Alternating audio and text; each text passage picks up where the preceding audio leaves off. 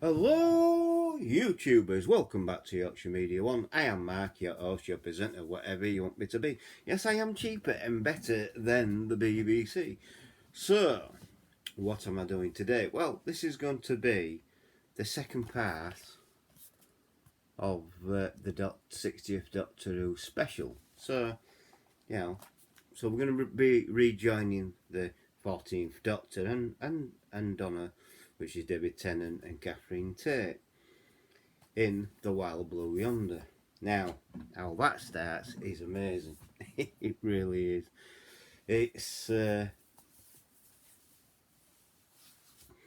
opening scene is where you see 1666, and there's a guy. He sits under a tree, and yes, he's mixed race. That to me, because so Isaac Newton, and that's who the guy's playing.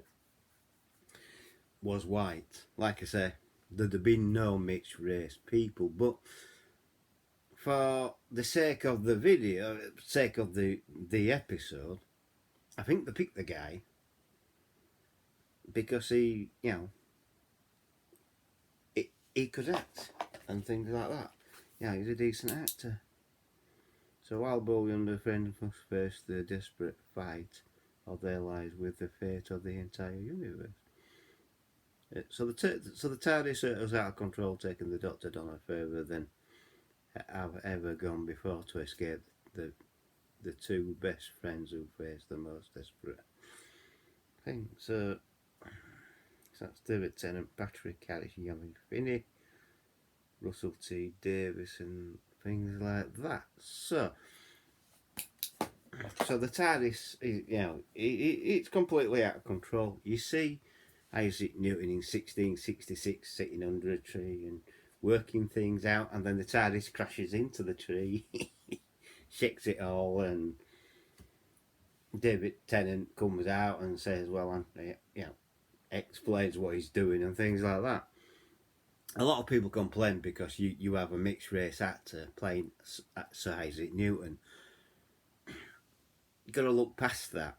I mean, at the end of the day, it's been done before where they've had mixed race. Yes, I understand where they're coming from, where Isaac Newton is white and they would never have had any, any mixed race or things like that. So it's the BBC being what people say. Oh well, the BBC's been woke again. I don't know. I see it as entertainment. I really do. I see all the episodes here, the Star Beast and this as entertainment. When you take it down and dismantle it, yes, it does look very woke. It's a polite way of saying racist, basically. And so David Tennant and they crack a few jokes with Sir Isaac Newton. You've got to understand the gravity of this and things like that.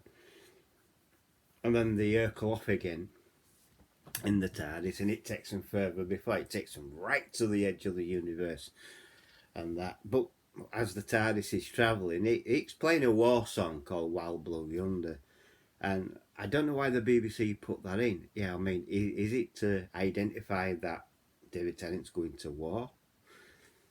That's a clue to what could be coming up. So it crashes.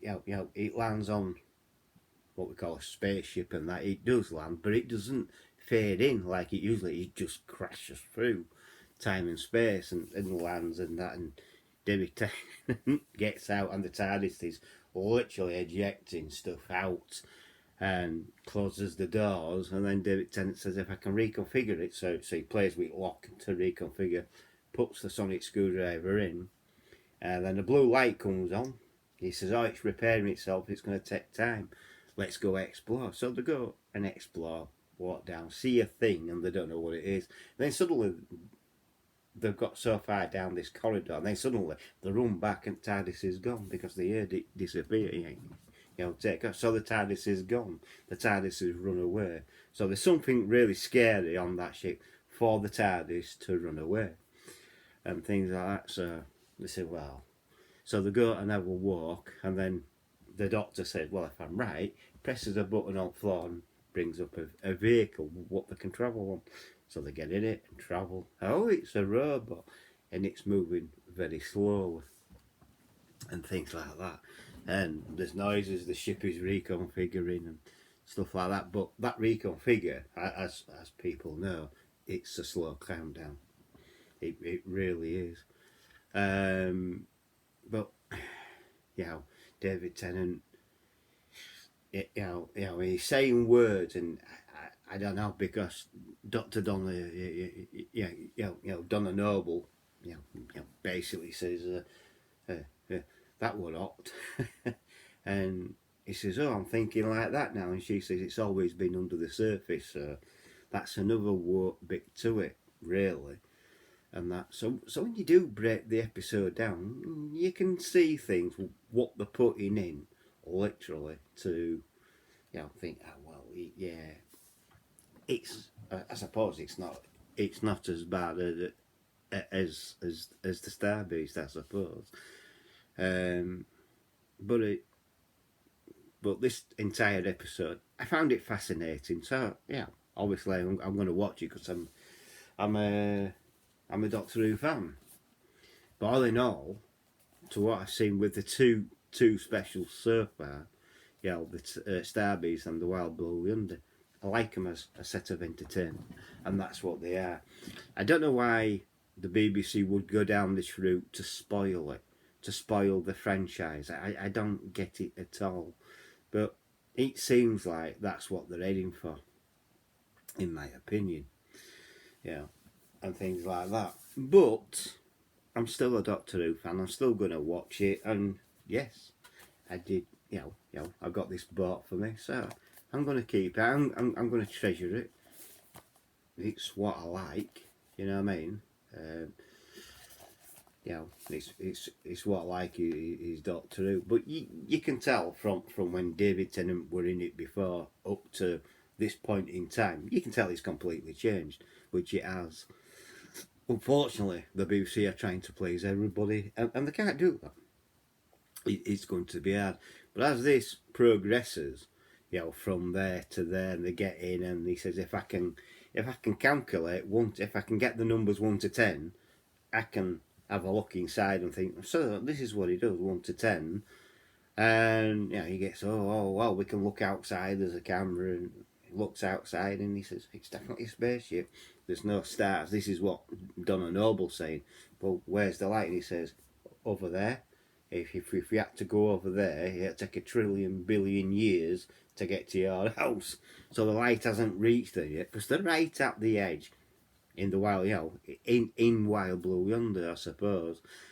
But the TARDIS was playing a war song. Now, Wild Yonder, if you Google it, it is a war song. I think it's from World War One, where they're marching on to war and they're singing it. So why they put that in, like I say, is that to anticipate that there's going to be a war? We can only tell. We can only suspect that. Yeah, I mean, but a lot of people complained about that as well, saying, oh, well, why are they putting a war song? I think, oh, okay, fair enough, so I'll go with that. So then, like I said, they're in the cockpit, they're blah, blah, blah.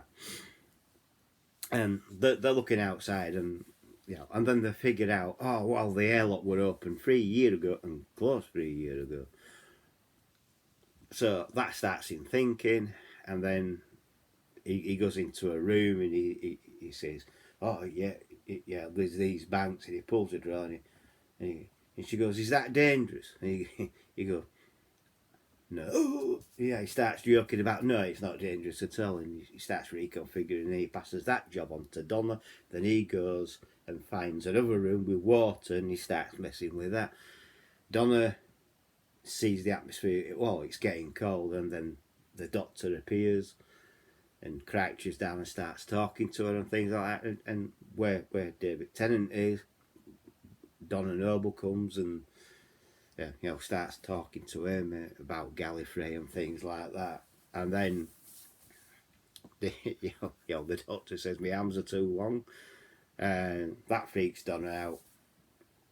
And then Donna says to the Doctor in the other room, my arms are too long, and he wants to talk, and then they get together and things like that. So they meet face to face, whatever this entity is or these aliens are. It ends up having a run round a ship, trying to get away from them and things like that. They get into the car and they zoom off, try to escape basically, and they do escape. I mean, Tennant and Catherine Tate run up the wall, and then the wall changes. It reconfigures again, saying saying things in foreign language, what he doesn't understand at this moment in time. So then they're doing an interior run around the ship, within the walls and things like that. And what gets me is they get trapped, and these aliens are trying to figure out what's banging above. And David Tennant opens up the skylight and sees there's an astronaut running around without no head, out in space. They work it out that the whole crew and the captain, they set something in motion, but slow motion, if you know what I mean. So they set something into motion to slow down so the aliens couldn't copy them completely. And then she went through the airlock and went and closed it and killed herself basically. And they were trying to figure it out. Tennant figured it out, and so did they, unfortunately. But it's a slow countdown basically. With the robot marching up, going slow, and Tennant says he needs to speed up, so he speeds up the countdown. He tells Donna what these foreign languages are. It's a countdown from 10, 9, 8, 7, 6, 5, 4, 3, 2, 1, kaboom. And that's what it is, a slow countdown. It's a slow blow countdown, basically. And that ends the robot only moving very slowly. He speeds it up. He speeds time up again, does the Doctor and that. And while they're running down into the thingy, while they're running and that, he turns and says, a TARDIS what's regenerated itself would now come back, because he's solved the mystery. It's not as scary as you think. So the TARDIS does reappear. He gets in it, uses it as like a scooter, and then grabs Donna and goes. And then as we see, Donna says, "Don't leave me." But as cool as a cucumber in the TARDIS, this takes a while because she keeps flashing back to Donna. The other David Tennant, the alien who copied David Tennant, dies, and she's thinking she's going to die. And then David Tennant flashes back to TARDIS, where David Tennant turns round coolly, as anything, your arms are too long. And then he gets rid of her basically by pressing the button, rematerialises, presses the button, and ejects her from the TARDIS. And then Donna gets on, then they go. And then they have a conversation, does the Doctor and Donna. Donna doesn't remember everything about him, but the other Donna did. Remembered Gallifrey, remembered the flux and things like that. And he wondered if Donna did, and she said no, she doesn't. So, okay, that's fair enough. And then, to get out of awkward questions, he set the TARDIS to land on Earth, and he gets out of an awkward question. And then he gets back and he says, "Oh, we might be a few weeks late." And it's a few years, I think, because when they open the TARDIS door, Wilfred Mott, the late Bernard Cribbins, is there, which is all well and good. And that, and we congratulate him. And then Wilfred Mott tells the Doctor things are happening, and he says, "Oh, I'm glad that you've come to save us." He says, "You what?" And then it all happened, and they all crowd, and it ends there, leading into the next one, which will be is the giggle basically. But is Doctor Who racist? Well, is it woke? Is Doctor Who woke? Woke is a polite word for racist, by the way, and you can Google it, and it is. It is definitely that. Is it woke? Yes, it is. In that way, when you break it down. If I showed this to anybody else and just watched it as pure entertainment, they'd miss it. But if they watched it like how I do, because when I'm doing reviews, I've got to take note of everything. And I took note of the bits what people were complaining about, and that there's not much in it, but it's there, if you know what I mean. Especially the mixed race actor who plays, now let me think, Sir Isaac Newton. Is that a big deal? Is that really a big deal? Because this guy's only an actor. He got the he got the role or the job of playing Isaac Newton in this Wild Blue Yonder. Is that really a thing? Are we now expecting it all to be white actors? Why can't a mixed race actor play Isaac Newton? Well, I'll tell you why. Because it's not historically factual, is it? Historically, if you're going to be a historical factual, so Isaac Newton should be white. It's as simple as that. But at the end of the day, this is entertainment. This is Doctor Who entertainment. It doesn't have to be factual at all. No, it doesn't. I thought the actor did a good job of playing Sir Isaac Newton, by the way. I thought he did really well on that. He looked confused like he's supposed to do. And I think he pulled it off. Well, that's only my opinion. But are we going down the... Is BBC going down the line of making, the Doctor look so stupid and woke that they're going to have to pull the TV series? I don't know what's happening with it. I really don't. I know there's going to be a sister programme. And I think it's going to be involving Unit and the 14th Doctor. So it's going to be a sister series to Doctor Who. Are they bringing back? Are they bringing back some kind of Torchwood, or with Unit involved and the 14th Doctor and hopefully Catherine Tate? Is that what they're going to be doing? I don't know. I really don't. Why did they bring David Tennant back into the 60s? That's what I don't understand. She regenerated. I understand that, but why bring David Tennant back for yet another Doctor Who special? I don't really know, and things like that. I'm thinking we get the answer on the next episode of this, of the first special, which will be the Giggle. So hopefully we get answers and things like that. So we'll see what happens on things like that. So that's my that's my review of the Wild Blue Yonder. I mean, did they do the right thing in playing that war song? Because when the TARDIS came back and for David Tennant and the Doctor, it was playing the Wild Blue Yonder song. So is it that?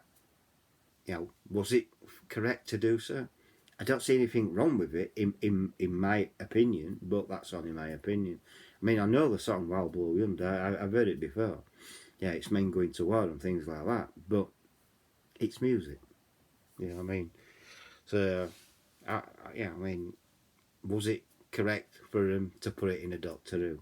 Well, if David Tennant's going to war, which we all know he is, because he's going to war, because when he landed back on Earth, it were all hell were breaking loose, wasn't it? So we do know he's going to war. So I think, yes, that was the correct way to indicate to the audience, look, Wild Blue Yonder song, war. Simple, isn't it? Really.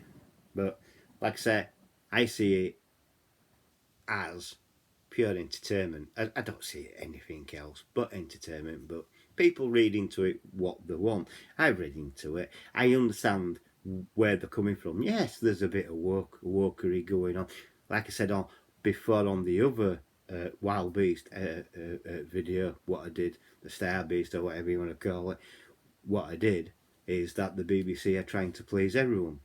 You can please some other people some other time, but you can't please all of the people all of the time. And that's what the BBC's got to remember.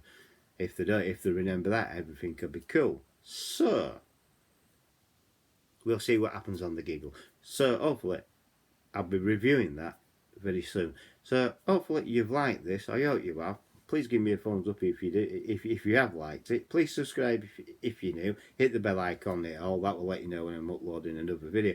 Please share the video to your friends and your family and to other social media like X, Facebook, Instagram, Twitch. Use the comment section below, and I'll catch you on the next video. Bye for Now, catch you all later.